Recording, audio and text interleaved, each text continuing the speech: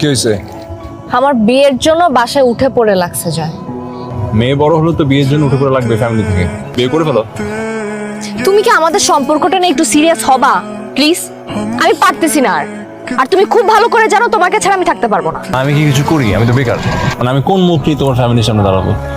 আমি কিছু জানি না, আমি অপরিচিত কাউকে বিয়ে করতে পারবো না, ব্যাস।